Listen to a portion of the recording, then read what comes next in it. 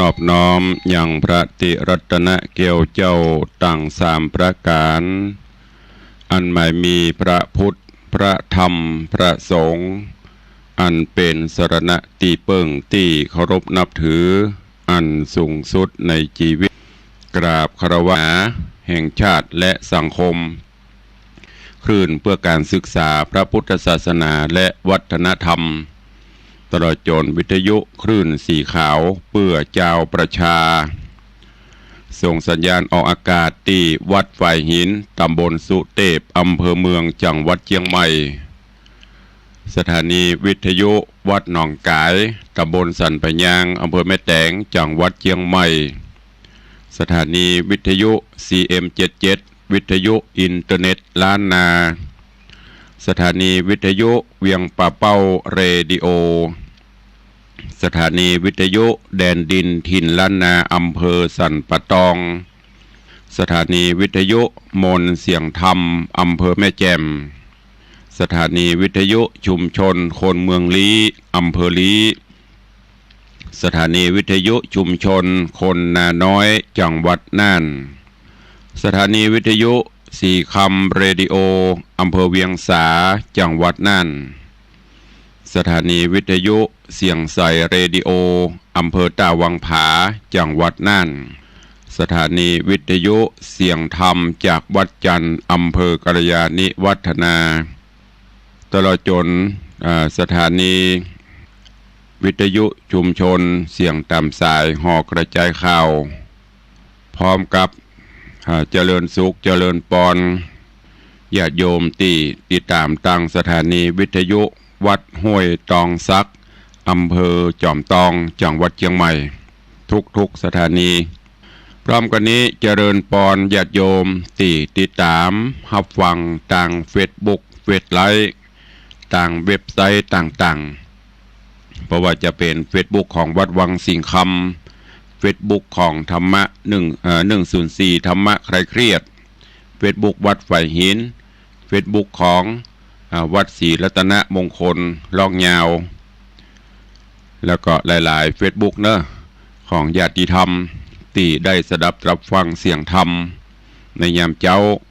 แล้วก็กดแชร์กดไลค์ไปให้ยังกลุ่มเพื่อนๆได้สดับรับฟังกันรายการนี้ดำเนินโดยอาตมภาพพระครูวิสิทธิ์ศรีลาภรณ์เจ้าคณะตำบลประเดชเจ้าอาวาสวัดวังสิงคำตำบลประเดชอำเภอเมืองจังหวัดเชียงใหม่เป็นผู้ดำเนินรายการผู้อำนวยการคลื่นสีขาวแจ้งว่าตอนนี้ก็ได้ลิงสัญญาณไปแถม1สถานีคือความถี่95.75ของดีเจอ้อยอำเภอโสปราบจังหวัดลำปางต้องขออนุโมทนาด้วยเนอะกับดีเจอ้อยจากโสปราบลำปางที่ได้หันประโยชน์ในการฟังน้ำฟังธรรมลิงสัญญาณฮือญาติโยมต่างโสปราบลำปางได้สดับรับฟังกันตอนนี้ไปตั้งอกตั้งใจฟังธรรมเทศนาวันนี้มาเทศนาฮือญาติโยมทั้งหลายได้รับฟังณโอกาสบัดนี้นะโมตัสสะภะคะวะโตอะระหะโตสัมมาสัมพุทธัสสะโปธิสัตโตสวนวานอโปธิญาณเจื่องเจ้านำหนุ่มเทาโยธามินำแนมวนโมยังจอดอยู่ดงดานเพื่อสำลานยังจอดกันกาละหอดตึงตันก็ปากันบ่จะขึ้นสู่ฟ้าไปบนมาโดยหนอากาศคำห้วยหาดดอยผาข้ามดงนาป่าไม้มารอดไก่ปัญจาลนกรยักดงดอนผู้เท่าอันเป็นเก้าเสนาก็ทูลสาน้อมไปซึ่งพระบาทไทยนอมุนี ว่าโจมเฮามีบอดน้อยนับหลายร้อยหลายปันกันปากันขึ้นสู่ยังที่อยู่หอคำเตี้ยงอึบนำโจอดจดทีบ่มีที่จักเตียวกวนเราเร็วรีบสั่งยังพาศาสตร์กวางเก่งหานอกปลาเมืองใหญ่แห่งปอดไทยภูบานนอโปธิญาณหนุ่มเนาขันนิงเล่าหันตันจริงจักปันโอกาสอนุญาตตามกรรมแล้วรีบนำไพร่ไตพร้อมเสียงไข่โยธาพร้อมท่วงไข่โยธาลงกลางนาต้งกวางตี้จิมคางราชธานีเสนาบดีผู้เท่าอันเป็นเกาลิโปนโหเวทมนต์องค์อาจก่อนเนรมิตภาศาสตร์พังกาอันงามตาใหญ่กว้างพร้อมจุอย่างเร็วไวดังปัจจัยเข้าน้ำมีพร้อมพรามจูประการนอโปธิญาณธิราชกับสองหน่วยนาจจญาขึ้นผางการีบเห่าเข้าสู่ดาวหอดในเฮือเจ้าไตไพรราชดังอำมาตย์เสนามิตรนำนามวลหมู่ขึ้นพร้อมอยู่โรงการเพื่อเอาการยั่งย่อนหือหายอ่อนมีแห่งก็มีคันเล็ดนาเรียวไวโป้งขาดหืออำมาตย์เสนาและประชาจุโพรีบขึ้นสู่ดอนทรายแล้วผ่านภายใต้เตาไว้นาเขาเวียงใจเล่งและไปสันพอหันภาษาจ่อหอจาน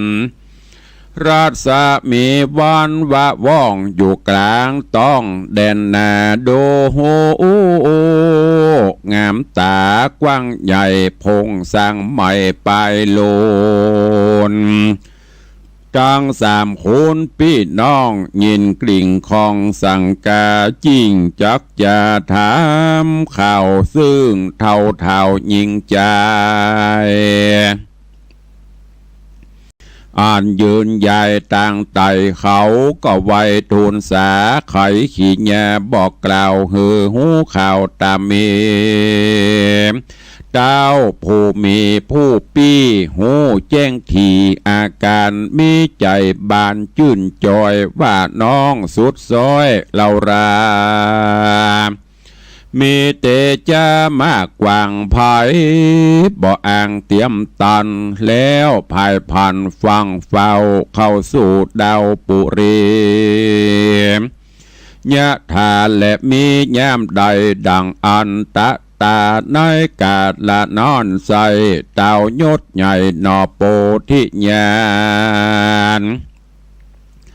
ก็นำโยธาหารมวลมากออกไปจากหอโตนรีบเตียวโหนไต่เต่าโดยพี่เจ้าสายใจติดกันไปจะจืดฝุ่นมุ้งมืดบังบนโจมรีปนโหห้องสะนันกองนันเนืองก็มิงหันเล็ดแนกันว่าไปหลอดห้องกลางเตดต้องเวียงใจสี่จอมไตยศใหญ่ก็ปานางนาไทยเตวีเสนา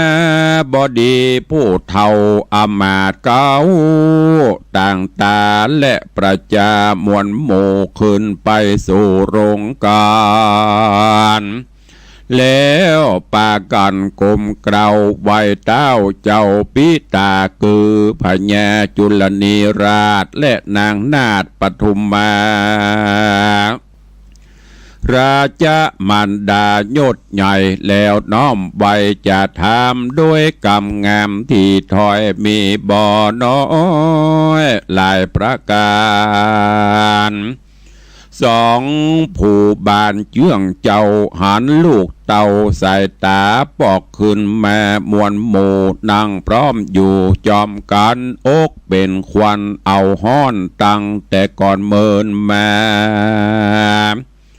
ก็ไกลกลากร้อยกลาดจากห้องราชสันดานมีใจบ้านจื่นจอยใครกล่าวถอยกำดีตอบสายปุรีลูกไทยฮือหูควายจุประกา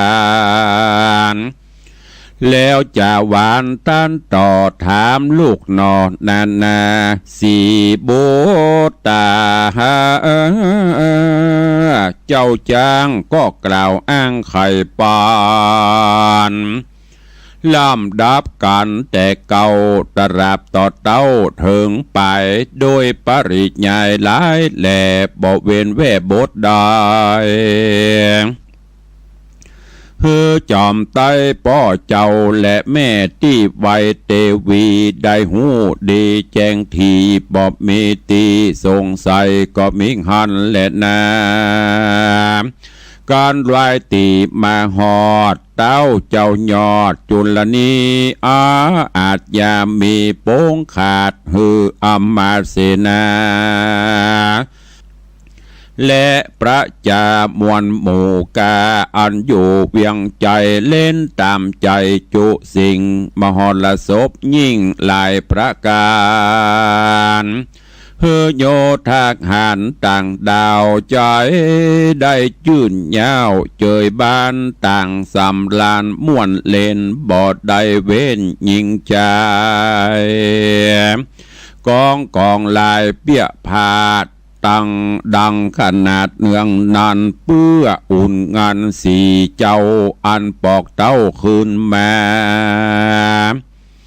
พร้อมจะแย่ยอดซอยและไพร่น้อยคนในจะเวียงใจจุโพมวนเล่นอยู่3 วันเจ้าห่อจันจุนละนิราชก็ฮืออำมาตต่างตาตีสัญญาเป่าห้องไปตัวต้องลานหลวงฮือโคนปานปวงม้วนมามวนหมู่ได้ปอกสู่เฮือนตนก็มิงหันและนาเอกติวะสังยังมีในวันหนึ่งใส่เต้ายศใหญ่จุลนีอาจจะมีโป้งขาดฮือสีราชบุตรตั้งเศษนาผู้เท่าอำมาตย์เก่าเศรษฐีกังหะบดีป้อกะมาพร้อมหน้าจอมกันที่ลงกันภาษาทแล้วโอกาสใครจะว่าจากโอสาพิเศษอติเรกมงคลยกอย่างตนลูกลาฮือเป็นเจ้าฟ้าสะเวยเมืองแตนบุญเรืองตนป้อสืบสร้างต่อยาวไปฮือสมใจไฟหอยแห่งไพรน้อยยิ่งใจคนทั้งหลายมวลหมู่กะอันอยู่โรงการต่างป้ากันจื่นสู่เขาจุผู้ว่าดีนอโมโอนี้ยบุญใหญ่จริงน้อมไว้ทูลทราบว่าพระปิตาพ่อเจ้าได้เป็นเก้าเวียงใจสืบไปนาฮือไพร่ฟ้าเจยบานสุขสำลานพร้อมไข่แย้มป้อไทยจะลาก้อยพิจารณาตั้งต่ออย่างหลานน้อยหนอสุวรรณไก่ซอนสะเวยนกรแตนเป็นลักแก่นเบียงใจแต่นี้ไปนาแม่นเสือกลาศัตรูมีมาจูเกิดตองแดนเขตห้องสีมาค้าขออาสาช่วยกำหือล่วงลำอนตรายข้าบ่หมายเป็นเต้าผาแผ่นดาวปุรีแห่งพระภูมิป้อเจ้าขอเอาลูกเต่าแตนโตน ฮือรีปนไพร่ไตหายหม่นใบเครื่องกาข้านินาขอกล่าวฮือหูข่าวตามมีเจ้าปุรีเมืองเก้าแห่งแม่เจ้าจอมขวัญเจ้าหอจันจักกินราชตั้งอมาตย์เศรษฐีกหบดีป้อกาขอฮือข้าเป็นปัญญาเขาลัทนาจะใจข้าโอดบดใดเหลือใจจริงขายกำไปจีบอกฮับขันดอกเตรียมตาฮับขันดอกเตียนคำได้ไข่กำตานกล่าวฮับเป็นเต้าสะวยเมืองแตนเต้าบนเรืองผู้เท่าคือเต้าเจ้าจักขินนะลาจาเหตุนอนนาตัวข้าจักได้พรากนาคืนไปสู่เวียงใจเตดต้องโขงเขตห้องจักขินนกรขอพระผู้ทอนป้อเจ้าอมาตย์เก้าต่างตาและเสนาม้วนหมู่ใดพร่ำหูตามมีก้อนหนอบมุนีกล่าวแล้วเต้าตนเกี่ยวปิตาตังเสนาผู้ท้าเอาอำมาตย์เก้าเศรษฐีกหบดีมวลหมู่ก้าอันอยู่โรงกันต่างปากันกั้งแกนตุกทางแน่นถนัดใหญ่ต่างอาลัยจุผู้นั่งดักอยู่จุคนก็มีหันและนาโสโปธิสัตโตอ่านว่าโปธิสัตว์ตนองค์อาจอยู่ห้องราชปัญจลนกรกับเต้าผู้ทอนตนป้อและแม่เกี่ยวหนอจอมพวนเมินหลายวันบ่อน้อยก็คือจ่องหอยอาลัยเถิงเวียงใจเตดตองโคงเขตห้องจักขินนกรจริงย่อก้อนขาบใบซึ่งเต่าไทยพิตาและมันดาแม่เจ้าว่าขอปอกเต้าถอยโหนน้ำรีปนมวลหมู่ปอกไปสู่จักขินปุรีเยี่ยวเต้าผู้มีผู้เท่าอ้ำมาดเก้าปัจจาจักเครื่องกาโศกตองย้อนได้ปรากห้องมานานสองผู้บานยอดซอยฟังลูกน้อยไข่กำก็วางตำโป้งขาดอนุญาตไปดีนอมุนีบอจ้าจิงเรียกยักกระโยธาอันตัวยมาจากเขตแดนประเทศวังกตะปุรีมีเสนาบดีเป็นเก้าพร้อมหนุ่มเทาโยธาฮือรีบมามวลหมู่พร้อมน่าอยู่เร็วปานแล้วไข่ป้อนบอกกล่าวฮือหูข่าวขีดยาวัดดูราเสนาเฮยน้อยใหญ่ฤทธิใจสามานกูก็มานะหลายหลากมักใครพรากถอยโหนน้ำรีปนมวลหมู่ขึ้นไปสู่จักขินปุรีตามปฏิญญาณมีว่าไว้แก่ไพร่ไตคนในสู้จุงไว้แต่งสร้าง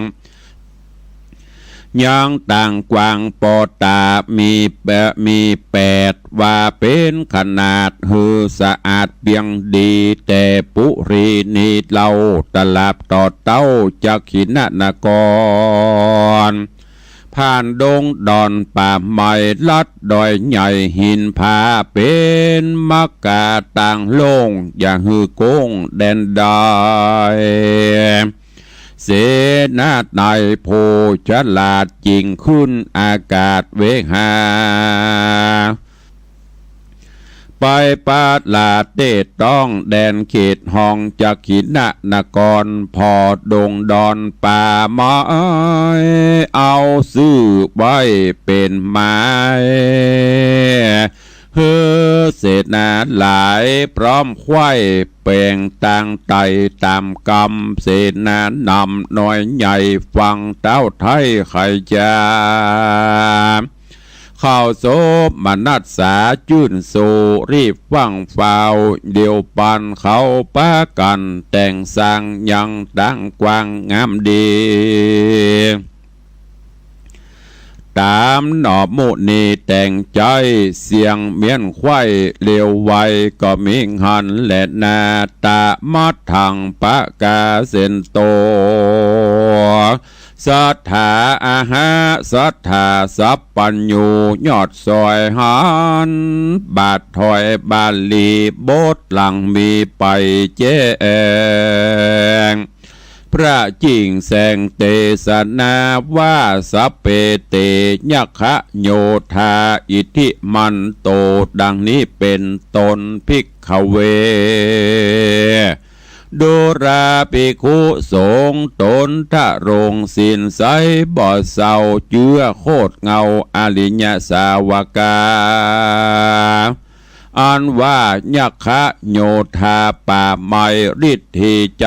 สามานฟังราชองค์การโป่งขาดแห่งเจ้าธิราชบุญมีเขายินดีจุผู้พ่องขึ้นสู่เวหาพอดงนะป่าไม้เอาซื้อไว้เป็นหมายฮื้อเสนาลายไปไตเนละมิดได้บัดเดียวเป็นตั้งเตียวใหญ่กว้างตามที่เจ้าจ้างประสงค์เข้าแดนดงท่องเถื่อนพองเนลมิดเคลื่อนดอยผาพ้องลกลูกขาต้นไม้ไปสัตว์ไว้แดนไกลสัตว์ในไพรป่ากว้างกือแลดจ้างเสือมีตกใจหนีม้วนหมู่หนีไปสู่แดนไกลโยธนายโหห้องสะนันกองดงดานบ่ปอนานก็รอดเมืองแก้วยอดจักขินะปุรีกันต่างดีเมียนแล้วเสนาแก้วต่างตาก็ทูลสาขาบไว้ซึ่งพระบาทไทยบุญภายว่าบัดนี้เสนาหลายแต่งสร้างยังตั้งกว้างงามดีตามพระภูมิแต่งใจหากเมียนควายสับประการนอโปธิญาณฟังแล้วใจผ่องแผ้วโสมนัสสาจริงไปทูลสาขับไว้ซึ่งเต่าไทยจุลนีเจ้าปุรีตนป้อและนางเกี้ยวหนอมันดาจังพาตาปี้เจ้าพร้อมทวนเราสามใจตั้งนางบุญภายยศใหญ่เตวีปี้ไทยจังสามเก่ากำงามตานต่อว่าขอเจ้าป้อปิตาตังมันดาแม่เจ้าตั้งปีอีกเก้าสามใจนางบุญภายยศใหญ่คือสะพ้ายบุญเรืองไปแอวต่างเมืองต่างห้องแดนเตตองจักขินะนกรแล้วบอกสายสามอนนาดน้อยคือนางยอดซอยเตวีจุงจักอาดาฟังต่อตามบาทคอบาลีอันพระมุนีที่ไวเตสนาไว้เหมือนแม่วัตตามาตาปิตโรเจวะเศรษฐาภาตะโรจะดังนี้เป็นตนติดสืบสนตัวไปบาทนี้แดดเตอะตะตา ในการละนั่นใส่ป้อแม่ไทยบุญภายและสามองค์ใจปี้เจ้าฟังกำเล่าไข่ปันแห่งนอคุณทำบุญใหม่จุผู้ฝ่ายยินดีดาวจุลนีผู้เป็นป้อจริงตานต่อกรรมไปว่าการใส่ใจลูกลาจักนำพวกกราโยธาจากปาลาป้อเต้าไปสู่ดาวจักขินะนกรย้อนอาวรกึดฮอดถึงเต้ายอดจักขินะราชาอันจะลาแก่เท่าจากกึดเล่าขะนิ่งหาป้อนี่นาไม่มาดก็กึดขวาดสะเมอกันป้อได้ผ่านไปฮอดเมืองแก้วยอดจักขินะนกร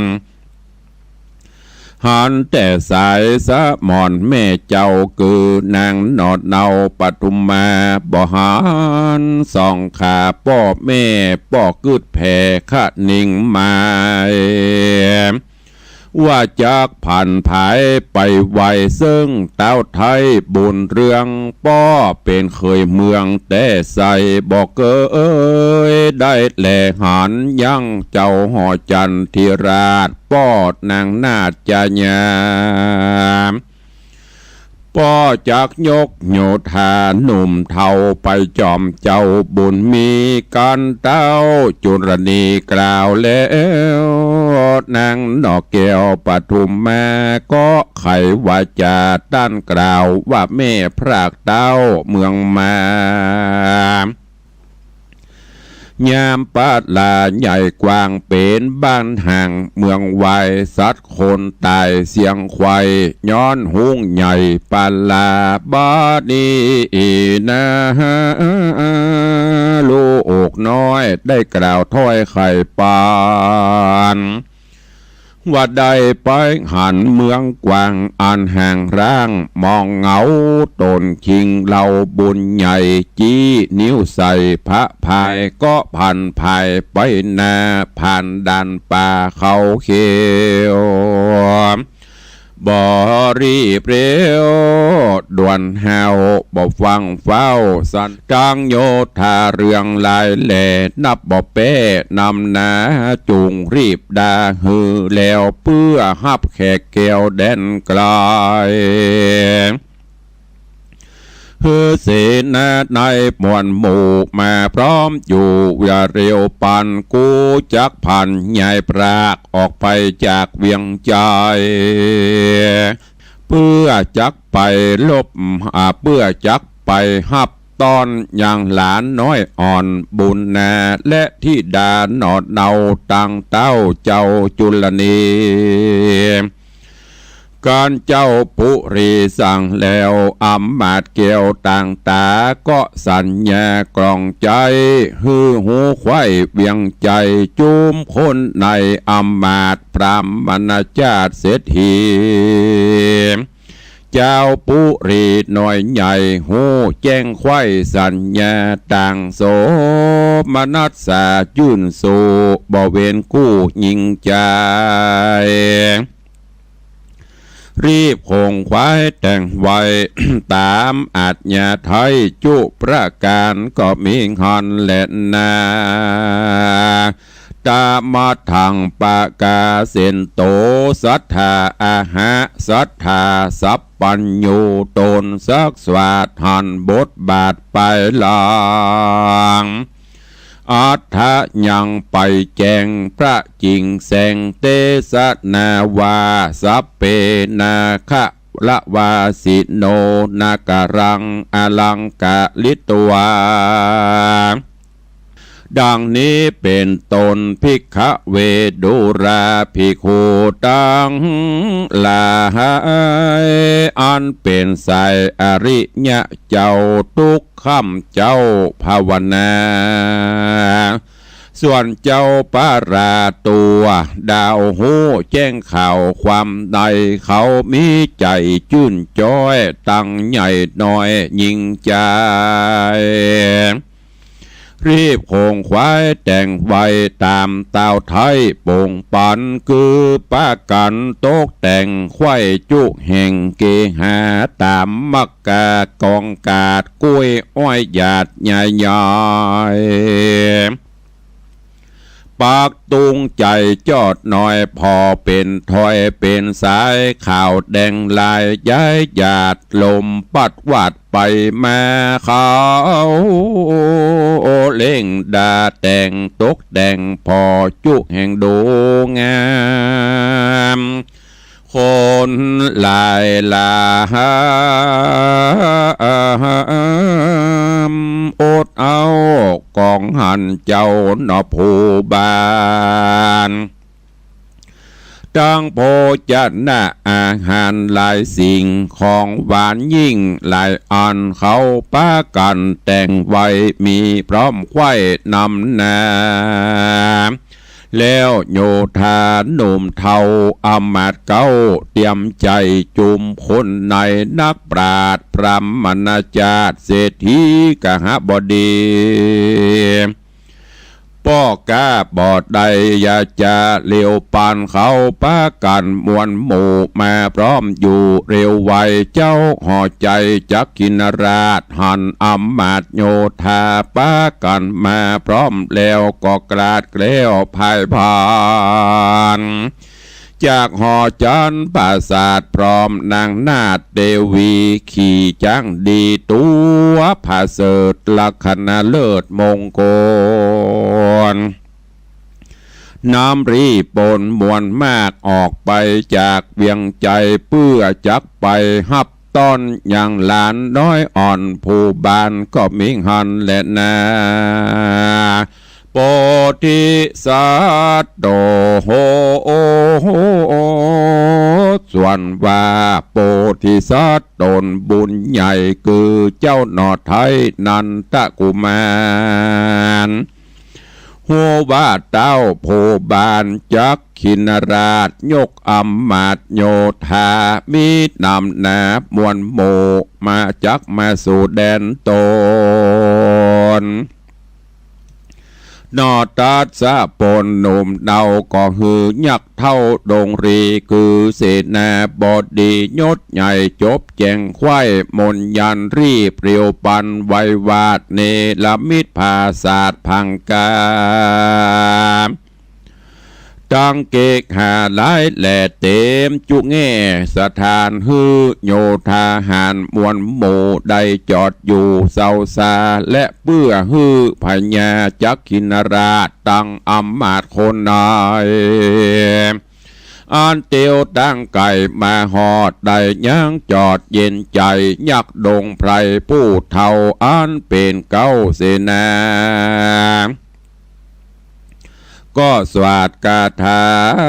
วิเศษติปเวทเจียงคานก็บันดาลบ่จะเกิดตอนนาสับปันคือหอจันภาศาสงาม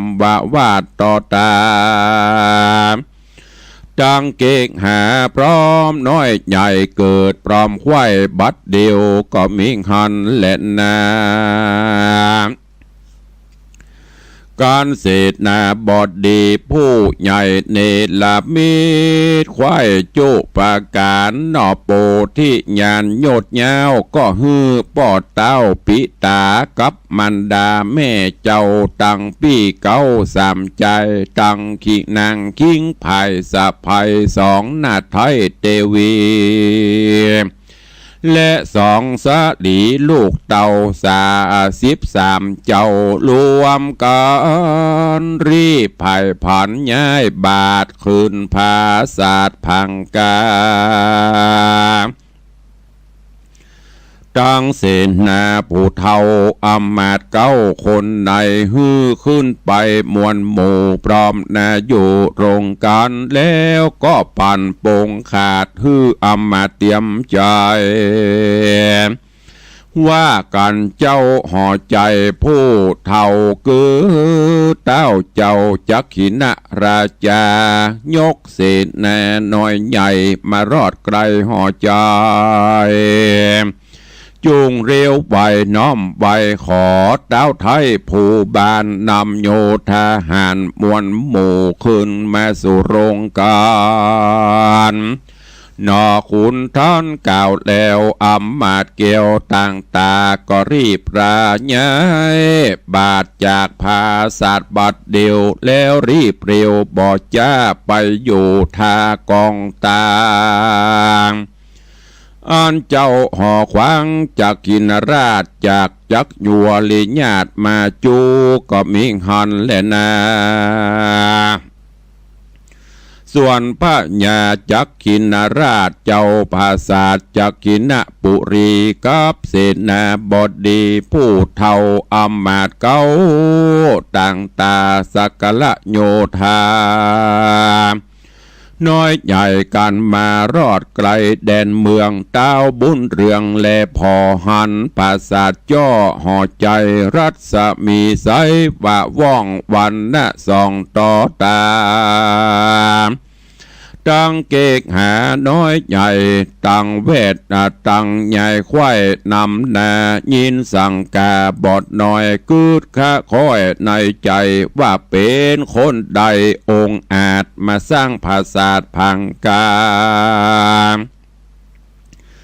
ตั้งเกกหาหลายแหล่เต็มจุเง่สถานเต้าผู้บานจักขินราชพงกืดขวาดไปหน่อย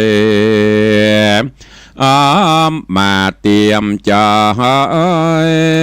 แห่งเจ้าก็รีบเข้าไปหาแล้วตุนสาขับไว้ว่าข้าแด่เต้าไทยผู้บานบัดนี้หลานน้อยนาดได้โอกาสกำมาว่าขออาราธนาเต้าเจ้าตนเป็นเก้าปุรีตังราชเทวีหน้าไทยขุนน้อยใหญ่เสนาใดไกลกลายัวริญาติคืนภาษาห่อใจตั้งคนในมวลหมู่ไปพร้อมอยู่โรงการเจ้าห่อจันจักขินราชตาฟังอำมาตย์จากใครก็เร็วไวบ่จะออกก่อนนารีบนขึ้นไปบนภาษาตามอำมาตย์ทูลสาก็มิงหันแลนาการพระญาจักขินราชกับนางนาถเทวีเสนาบดีผู้เฒ่าอำมาตย์เก้าคนในขึ้นห่อใจไปรอดถึงที่จอดโรงกันดอกขุนทันยศแย้วหันสองเต้าตาใหญ่ก็พันภายเข้าไกลโนบน้อมไว้ไข่กำขอส่ององค์คำที่ราชขึ้นนั่งเหนืออาสนะอันงามตาบ้องแผ่วคือเต้นเกี่ยวปานล้างการแล้วทูลสารบอกกล่าวแก่ปอดเต้าบุญภายและสามใจปี้ไทยฮือหูควายตามมีเต้าจุลละนีธิราชและนางนาถปฐุมมาตั้งบุตรตายอดซอยสองหลานน้อยบุญมีและจุมสาลีตีใบก็เข้าไกลเร็วปานแล้วปากันอภิวาทสองเต้าธิราชผู้บานนางนงครานนอเดางามบ่เศร้าปฐุมมาเข้ากอดปาตาป้อแม่น้ำตาแผ่ลามไหลริร่ำไรหลายสัมมีพร้อมพร่ำหลายประการส่วนเต้าผู้บานจักขินราชและนางนาถจัญญาหันธิดายอดซอยได้กราดกร้อยอนตะรายดังหมอตวายว่าไวมาอยู่ไกลกองตากอดปาตาไว้มาอ่านสองเจื้องจันบุญมีโอดขันตีบอดใดลวดร้องให้จอมกันเจ้าห่อจันจักขินราชการไม่มาดบางเบาก็ทำคิงเราลูกหน่อยโดยกำอ่อนอ้อยนาก็มีฮอนแลนา ตามาถังปะกาเซนโตสัทธาอาหาสัทธาสัพปัญโยยอดซอยหานบาทถอยบาลีโบสหลังมีไปแจงพระจริงแสงเทศนาว่าโสละจาตุถามานะโสดังนี้เป็นตนภิกขเวโดราภิกขุทรงตนทะลงสินใสบ่เศร้าทุกค่ำเจ้าปั้มเป่งธรรมส่วนเจ้าหอคำจากขินราชหายไม่มาดมองขี่หันเหตุว่าหันสะหลีลูกเต่ามาอยู่เฝ้ากองตาโสมนัสสาจืนจ้อยจิ่งกล่าวถอยกำไปถามใส่ใจลูกเต่าวัดดูราลูกนอดเนาบุญเรืองปังเจ้าเมืองน้อยใหญ่ตายเสียงไข่ปลาเหลือแต่ที่ดากลิ่นกูลีซ่อนอยู่ในกองตามกำป่าตามกำปองบอกเล่าแห่งปู่เท่าโหราจารย์บุญหลังปานมาลอดฮือเต้ายอดจุลนีหลงดงรีเถื่อนทองมาลอดห้องเวียงใจน้ำใส่ใจลูกเต่าไปเป็นเก้าเทวีได้อยู่ดีข้ามเจ้าหรือตุกโศกเศร้าสันใดจุงจะใครกล่าวจี้ฮือแจ้งทีตามมีนางสมสลียอดซอยก็ตันถอยไข่จาล่ำดับมาแต่ก็เอาตราบต่อเต้าถึงปลายโดยปาลิใหญ่หลายแหล่ฮือสองพ่อแม่ใส่ใจได้หันใส่แจ้งทีสูดเสียงตี้สังกาก็มีหันแหละนะการตาวันค่ำลาลงลับป่าดงดอนเต้าโพธรจักขินราชและนางพาและนางนาฏเทวีก็สำลันดียังจอดในภาศาสยอดเจียงคานพร้อมตั้งเลนหลานลูกเต่าและเต้าเจ้าเคยเมืองต่างหายเครื่องโศกฮ้อนอันมีก่อนเมินมาต่างก็เจียนจ้าต่อถอยมีบทน้อยหลายประการนอโปธิญาณยอดดาดน้อยนาดก็ฮืออัมมาดโยธาต่างภาษาต่างหมู่ม่วนเล่นอยู่จอมกันเสียงเนื้องนั้นมีกองสะนันห้องทรณีการไร้ตรีเสียงแล้วเต้าตนเกวจักขินราจาก็นำทิดานอดเนาตั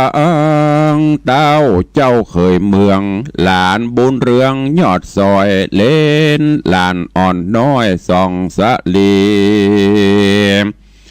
ตังเตวีหลานไปหูนน้อยใหญ่นำนาตังโยธาในนอกไหวหน้าออบอาปอกเวียงใจรีปนไหลจอมกว่าพอเป็นตาเป็นสายมีหลวงลายนักแก่นับบ่แปสุดตายามตาวันดาตกทอดจริงไปรอดบุรีเต้าผู้มีจักขินราชก็ฮืออ้ำมาเตรียมใจตีกองใจเป่าห้องไปตัวห้องปาลาฮือประจามวลหมู่มวลเล่นอยู่7 วันก็มีหันแหละนาสาเปนกระวาสิโนอันว่าเจ้าเมืองตัวดาวฟังเสียงปกเป่ากองใจเขามีใจจื่นสู่ไหลหลังลูกมาปาน ม่วนเล่นกันจุสิ่งมหรสพยิ่งปันปวงเต็มขวงหลวงดาวไทยเสียงก้องไข่แดนไก่เจ้าเมืองใจจื่นยาวจากกับเจ้าต่างดาวไกลตาจูมยักขาต่างเตศอันจบเวททิปประมนก็ทะแหล่งตนต่างคือเป็นแลดจ้างมามีเป็นราชสีเสือโครงห้องเสียงทรงนันเนืองพ้องเป็นเสือเหลืองเสือแพ้วล่าสอดแอวพันภายฮือโคนยิ่งใจน้อยใหญ่ตกใจไข่จุคนและแอนสะโสโหนสะโสพอเป็นหมู่เป็นสายพ้องเป็นงูเหลื่อมลายแวดออมพ้องเป็นงูเห่าหอมยอคอยักผมงอป่าไม้เนรมิตได้หลายประการแล้วอนตรธานหายกว่าไปต่อหน้าสัปปานม่วนเล่นกันหลายหลาก7 วันหากเติงดีกาละมีมาไข่เต้ายศใหญ่จากขินราชาก็ฮือเสนาอ้อมบาดปัจจาราชยิงใจได้ผ่านภัยไปสู่ยังที่อยู่ภัยมันก็มีหันแหละนาตาฮาโตโอปัดลังทัดแต่นั่นไปแน่บ่เนินจ้าเหิงนานโยมลูกหลานลูกเต่าตังเต้าเจ้าจุลนีก็ลาหนีก็ลาเจ้าปุรีจักขินราชนำอำมาตย์โยธารีบไกลกล้าคืนสู่ยังตีอยู่เมืองโตนก็มีหันและนาตะมัดทางปะกาเส้นโตสัทธาอาหาสัทธาสัพปัญญูยอดซอยหันบาทถอยบาลีบทหลังมีไปแจงพระจริงแสงเตสนาว่าสาเปลาจาโนจักขินะราชานังอปุชิตวาดังนี้เป็นตนภิกขเวดูราภิกขุตั้งหลายอันคงขวายใครพรากหือพ้นจากสงสารส่วนเหลนหลานลูกเต่าอันมาอยู่เฝ้าเอาใจกับเจ้าห่อใจจักขินราชในภาษาทห่อจาน15 วันไข่จอดก็เกิดรอดไปหลังจริงลายังเต้าเจ้าต้นเป็นเก้าตาในคือเต้าบุญภัยจักขินราชและนางนาฏจญาแล้วนำโยธาหนุ่มเท่าปีกปอกเต้าเมืองโตนหลอแต่นอตัดสปนหนุ่มเนาอยู่กับเต้าเจ้าปุรีคือเต้าจุลนีและนางนาฏจญากับหลานสายตาอ่อนน้อยคือว่าเจ้ายอดซอยสุวรรณไก่ซอนสายผู้ถอนนอดลาก็นำพวกกลาโยธาตั้งเสนาม้วนหมู่ปอกคืนสู่ปัญจลนกรเจ้าผู้ถอนเศตราชก็นำยักษ์ห้าวหาดรีบปนลาเต้าตนผู้เฒ่าและน้องเน่าจอมควันแล้วภายพานคืนสู่ยังที่อยู่สิงหปุรีปุรีเต้าภูมิปิตราเตจะอาจเจงสาก็นำ ยักขาหนุ่มเท่าปิกปอกเต่าโกติยะกวนกรเจ้าผู้ทอนสุวรรณราชก็นำอำมาตย์โยธาสั่งอำลาเมียนแล้วก็กลาดเกล้วละนีไปสู่ปุรีเต้าไทยคือเมืองใหญ่จำปาส่วนยักษ์ขาผู้เท่าอันเป็นเก้าคนในก็เร็วไวบ่จ้าพร้อมพวกกลาญาโยธานำเจ้าบุญนาอัสราชสะยองขึ้นภาษาเร็วปานแล้วผายผันไว้ว่องไปสู่ห้องวังกตนกรเหลือหลอแต่ผู้ทอนบุญใหญ่หนอพระที่ไว้บุญนา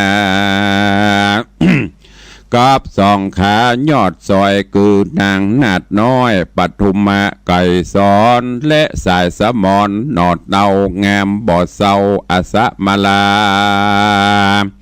อันเป็นจาญาแนบข้างอยู่ห่วมข้างสะเวยสีในจักขินปุรีเมืองใหญ่ฮือไพร่ไตเจยบานก็มีหันและนาตีนี้จากวันนาจะหลอดถึงเต้ายอดจุลนีสะเวยปุรีเมืองใหญ่กับนางนาดไทยปทุมาและหลานสายตาอ่อนน้อยคือเจ้ายอดซอยสุวรรณไก่สอนเจ้านกรไพรไตบ่ฮ้อนไม่เครื่องขี่เมินหลายปีขวบเข้าเต้าแก่เท่าจะลาจริงมีอาจญาโป้งขาดฮืออำมาตย์เศรษฐีกหบดีปอกกาพร้อมทวนนาประจาจังเศษนาหนุ่มเทามาอยู่เฝ้าลงการแล้วปากันอภิเษกอติเรกมงโกนยกยางโตนาดหลานน้อยคือว่าเจ้านาอาจน้อยสุวรรณไก่สอนฮือสะบวยนกรใหญ่กว้างเป็นเจ้าจ้างแต่นต้นสืบสายวงเจื้องเจ้าตามฮีดเก่าเดิมมา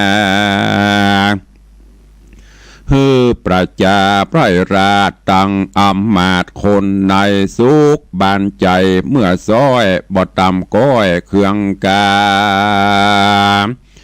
ตามธรรมดาแต่ก่อนบ่ฮือผ่อนสักอันก็มีหันแลนาโส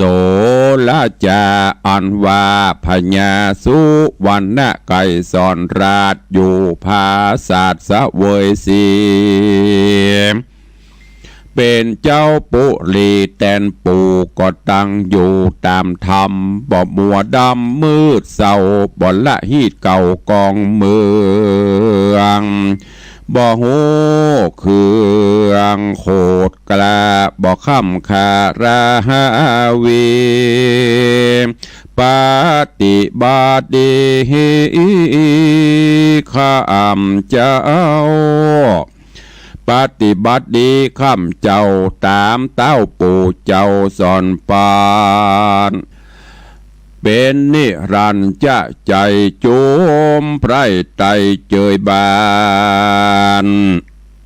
โจรภัยมานหายขาด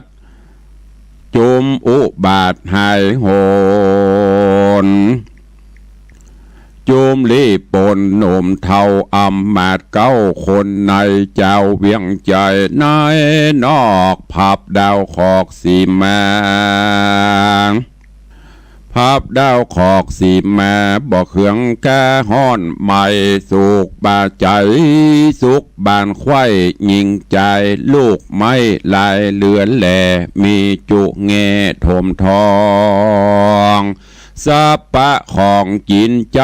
มีบ่อไรนำนาสมพัฒนาจุสิ่งเข้าน้ำยิ่งปัจจัยคนไก่คนใกล้ไก่ขึ้นลองแอวเตียวตองขายของพอตามกองละลาดบ่หูขาดนันเนืองโดรุ่งเรืองแต่เล่ายิ่งกว่าเก่าเดิมแม่ก็มีวันนั้นแหละนะนิธิตังขีญาสั่งวันนาวิเศษจากห้องเหตุจำปาสี่ต้นก็บังกลมสมเร็จสเด็จวันนี้ก็เป็นวันพระวันศีลตุลุงก็ได้มาปฏิบัติศาสนกิจเทศนาฮือญาติโยมทั้งหลายได้รับฟังกันผ่านโป้นไปในเรื่องของจำปาสี่ต้นอันเป็นตอนที่44และเป็นผูกที่24จบปริปุณนังไปเหลือแถมตอนเหลือแถมผูกสุดท้ายผูกที่25ก็จะจบแล้วเอาละนะวันนี้เวลาหมดเวลาขอนำรายการจากญาติโยมศรัทธาไปก่อนขอความสุขสวัสดีอยู่ดีมีสุขเหมือนกันจุตนจุองค์จุผู้จุคนเนอร์กราบขอบพระคุณเมตตาบารมีของท่านผู้อำนวยการทุกสถานีเจ้าหน้าที่จ้างเทคนิคทุกท่านทุกสถานีที่ได้อำนวยความสะดวกเมตตาควบคุมรายการด้วยดีเสมอมาโชคดีมีใจอยู่ดีมีสุขเหมือนกันจุตนจุองค์จุผู้จุคนเนอร์จัตตารโอธรรมาวัฏันติอายุวันโนสุขังภะลา